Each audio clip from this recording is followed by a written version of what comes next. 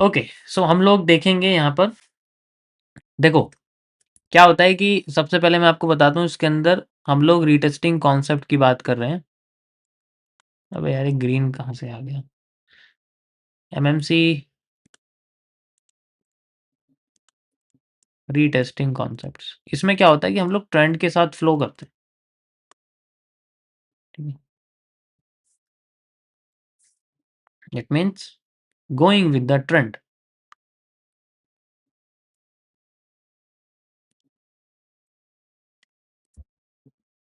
Trend following.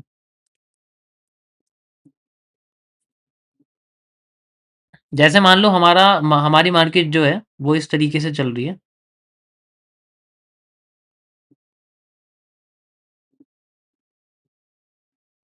फिर वो नीचे आती है लाइक दिस।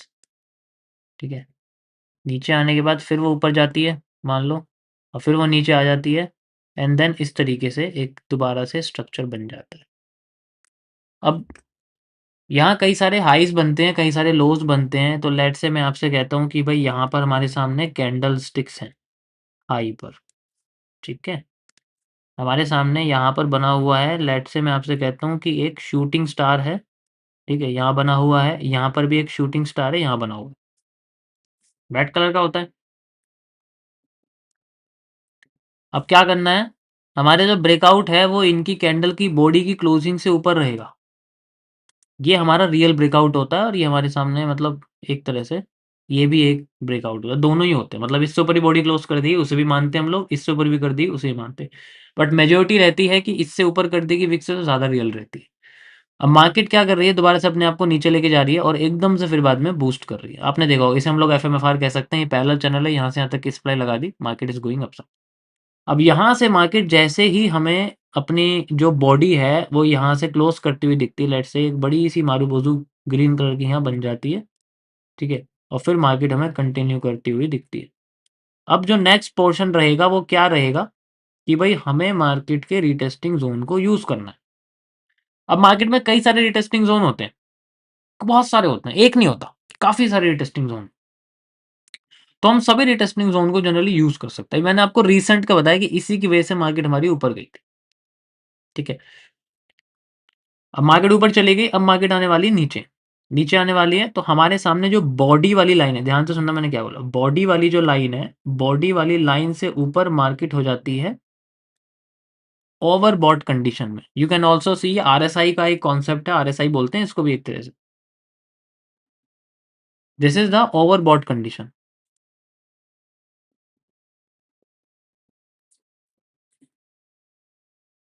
अब यहां पर मार्केट क्या करेगी, अपनी उस कंडीशन पे आने की कोशिश करती है मैक्सिमम टाइम जहां से उसने अपना ब्रेकआउट दिया था। इसे हम लोग एसआर इंटरचेंज भी कह देते हैं। ये रेजिस्टेंस है और यहाँ पर मार्केट सपोर्ट बनाने के लिए आ रही है, simple as that. We can also say, अब जैसे ही मार्केट नीचे आने वाली होती है तो वो कभी कभी अपने 50% से नीचे चली जाती है। मैं आपसे कहता हूँ कि भाई यहाँ से ना मार्केट हमें क्या कर रही है, और भी नीचे ले जाने की कोशिश कर रही है। लेट से यहाँ से नीचे जा रही है इस तरीके से, और नीचे जा रही है, और यहाँ पर आके वो अपने आप को जनरली यूज कर रही होती है। अब हमें क्या देखना होता है कि हमारी जो लाइन है ना, ये जो लाइन है, ये लाइन बड़ी ही इंपॉर्टेंट होती है ब्रेकआउट की। ठीक है, ये लाइन बड़ी इंपॉर्टेंट होती है। अब मार्केट अगर इस लाइन के अराउंड में घूम रही है तो इसका मतलब है कि ये रिटेस्टिंग ही है। अगर वो सीधे नीचे आ रही है ना इस लाइन से, इसका मतलब ये फेक आउट माना जाएगा। ये पूरा का पूरा एरिया फेक आउट आपका माना जाएगा। ठीक है, पूरा का पूरा एरिया आपका फेक आउट माना जाएगा। कोई प्रॉब्लम किसी को इसके अंदर?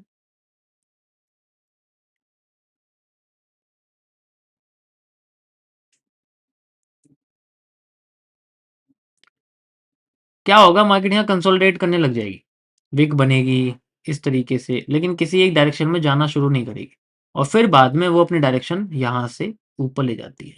इसे कंफ्यूजिंग जोन कहते हैं। मतलब एक डायरेक्ट एंट्री को लोगों की नज़र से हटाने के लिए market generally confusing zone create करती है। अगर कंफ्यूज नहीं करेगी तो लोग एंट्री ले लेंगे। लेंगे या नहीं लेंगे? बिल्कुल लेंगे। भाई हम लेने, हमें हमें यहाँ पर पॉजिटिव सीधे आके मार्केट बुलिश एनगल्फिंग बना देगी तो लेने लेंगे क्या हम लोग? बिल्कुल लेंगे। लेकिन यही तो सारा खेल है यहाँ पर। अब जैसे ये पोर्शन आ गया, तो अब मार्केट दोबारा से ऊपर जाएगी, फिर दोबारा नीचे आएगी। देन वो अपने यहाँ पर रियल पैटर्न दिखाती है। जैसे एग्जांपल के लिए बुलिश एनगल्फिंग बना दिया, या बेरिश पॉजिटिव एनगल्फिंग बना दिया, वैसे ही पैटर्न बनाने की कोशिश करती है। मतलब मूव होता है डायरेक्ट, लेकिन फिर दोबारा आती है घूम के, तब उसका रियल मूव जनरली है निकल के आता है। समझ में आया? कोई प्रॉब्लम? यहाँ तक समझ में आया? ये ब्रेकआउट का रूल है जनरली, ये एक लाइन से पता कर लेते हैं। बस देखना, बस ऑब्जर्वेशन चलती है। जैसे मैं एक्सप्लेन करूँ आपको बड़ा कॉम्प्लेक्स लग रहा है, बट सिर्फ एक लाइन का खेल है सारा, सिंगल एक लाइन का खेल है बस। कभी कभी क्या होता है, जैसे हम लोग इसको मैं और अलग तरीके से बताता हूँ। कभी कभी क्या होता है, जैसे मान के चलो मार्केट हमारी इस तरीके से नीचे आ रही है, ठीक है, और फिर ऊपर जा रही है यहाँ से।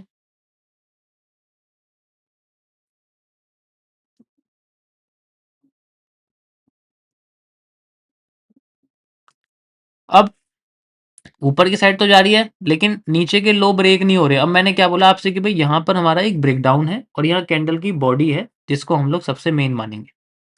यू कैन सी हमारे सामने यहाँ पर एक हैमर बना हुआ है। This is a hammer. अब हैमर का हमने देखा कि हमने बॉडी से एक लाइन बनाई, this is the break down line.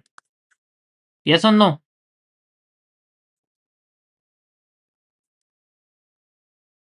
ठीक है, ये आपकी ब्रेक डाउन लाइन यहाँ पर हो जाएगी। अब मार्केट यहाँ से नीचे क्लोज कर रही है, मार्केट यहाँ से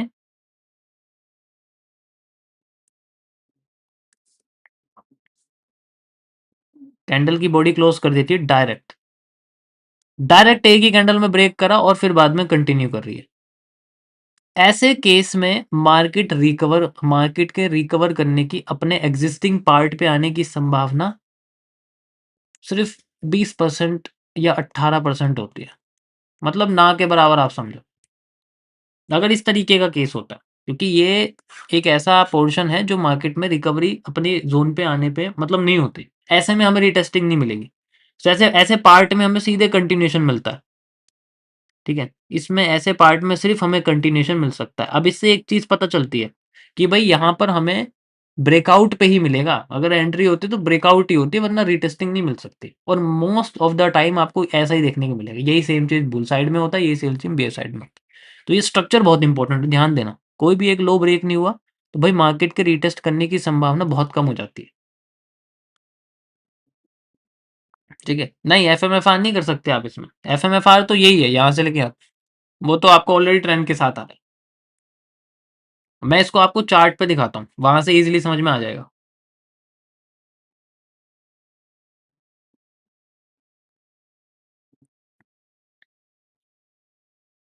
एग्जाम्पल के लिए चलो, ये तो कंटिन्यू था, इसमें तो कोई प्रॉब्लम नहीं थी। बार बार अपना मार्केट हाई ब्रेक कर रही थी, फिर हाई ब्रेक कर रही थी। ठीक है, ये तो लाइव में मैंने आपको दिखा दी। टेस्टिंग यही यही सेम चीज़ है जो भी हुई है। जो पहली कंडीशन थी ये वो है, देखो लाइव में ही हुआ है। और ये जो पहली कंडीशन है वो लाइव में ही हुआ है यहाँ पर। अब आप देखो, जो मैंने आपको दूसरी कंडीशन बताई वो ये रही। यू कैन सी इजीली ये मार्केट हमारी अपसाइड में ऐसे जा रही थी, एक भी इसका लो ब्रेक नहीं हो रहा था। देखो मैंने कई सारे लो बनाए हुए हैं, ये भी बनाया हुआ है, ये बना हुआ है। ठीक है, एक भी इसका लो ढंग से ब्रेक नहीं हुआ। जब इसका एक लो ब्रेक हुआ यहाँ से, अगर मैं ये बोलूँ आपसे कि भाई ये वाला जो एरिया है ये ब्रेक हो गया, तो मार्केट ने रिजेक्शन करके अपने हाई को ब्रेक कर दिया और फिर दोबारा इसके लो को ब्रेक कर दिया। इसका मतलब नीचे फेक आउट, ऊपर फेक आउट, और नीचे वाला फेक आउट ब्रेक कर दिया, तो वो ब्रेक डाउन बन गया। फेक आउट का फेक आउट ब्रेकआउट या ब्रेक डाउन होता है। अब ये वाला तो फेक आउट हो गया, मैंने इसको देखो माइनर चेंज ऑफ कैरेक्टर लिख दिया, तो ये फेक आउट का फेक आउट ब्रेकआउट होगा। और यहाँ पर मार्केट आप खुद देखो, क्या इस जगह पर पोर्शन पे मार्केट हमें दोबारा नीचे आई, ऊपर आई है वापस। कैंडल बॉडी क्लोजिंग की अगर हमें बात करें, क्योंकि हमें एक स्विंग्स की जरूरत है, हमें एक बड़ा स्विंग चाहिए, क्योंकि यहाँ मार्केट हमेशा बड़ा स्विंग ला रही है। ऐसे स्विंग ला रही है इस तरीके से।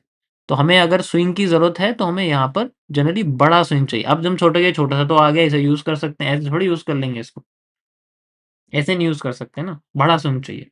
अब तो इसी इसमें एक ही चीज है कि हमें इसमें इंटरनली ही चलना पड़ता है, इंटरनली ही चलना पड़ता है। समझ में आया? कोई कंफ्यूजन किसी को? इसलिए मैंने यहाँ पे देखो कैंडल मार्क करके आपको दिखाया कि जहां भी एक कैंडल आई वहीं से मार्केट नीचे, जहां भी कैंडल आई वहीं से मार्केट नीचे। क्यों दिखा रहा हूँ मैं कैंडल मार्क करके? और यहाँ मैं जोन दिखा रहा हूँ आपको।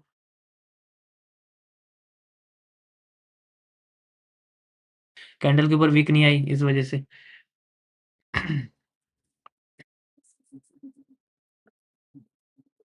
हाँ, मैं इसको चार्ट पे दिखाता हूँ। देखो, एग्जांपल के लिए मैं गोल्ड में लेके चलता हूँ आपको। जैसे गोल्ड में जा रहे हैं हम लोग।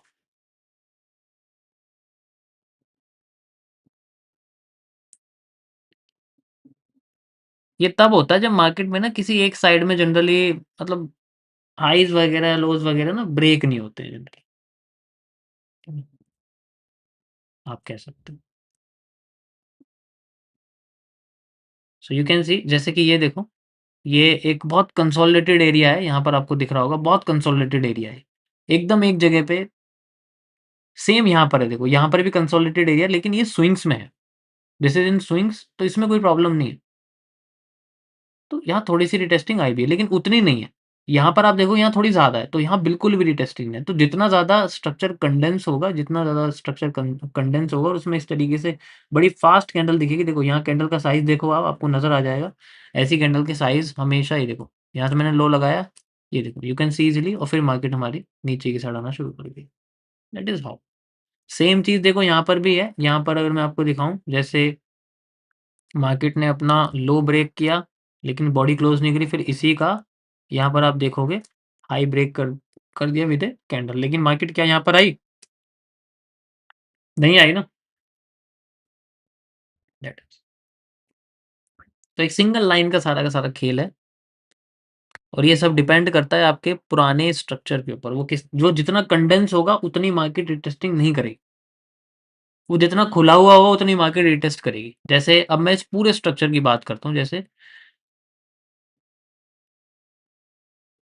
ये देखो, जितनी कंडेंस स्ट्रक्चर है, देखो ये भी कंडेंस है, बिल्कुल छोटा-सा स्ट्रक्चर है। जितने स्विंग होंगे उतना अच्छा मूव दिखेगा। जितने स्विंग वाले स्ट्रक्चर होंगे, जितने कंडेंस होंगे उसमें रिटेस्टिंग नहीं मिलती, बहुत कम रिटेस्टिंग मिलती है। आप जितने स्ट्रक्चर देखोगे सब में आपको यही चीज़ देखने में, देखो ये स्विंग है, ये आपको दिख रहा है, देखो स्विंग है ये पूरा, पूरा का पूरा स्विंग है, तो इसमें देखो रिटेस्टिंग्स है कई सारी, फिर मार्केट हमारी ऊपर जा रही है। अगर वो छोटी-सी जगह पे है और अगर मैं सिर्फ़ आपको इसकी बात करूँ, जैसे ये वाला स्ट्रक्चर है, फिर ये देखो फास्ट सप्लाई, फास्ट डिमांड, ये देखो फास्ट सप्लाई, फास्ट डिमांड बिना रीटेस्टिंग की, तो छोटे-छोटे स्ट्रक्चर यहाँ पर बने हुए हैं। देखो छोटा-छोटा सा ये स्ट्रक्चर है, यहाँ पर यू कैन सी इज़िली, और यहाँ तो जितने भी छोटे-छोटे स्ट्रक्चर में रीटेस्टिंग नहीं मिलती है, वो सीधे जाते हैं।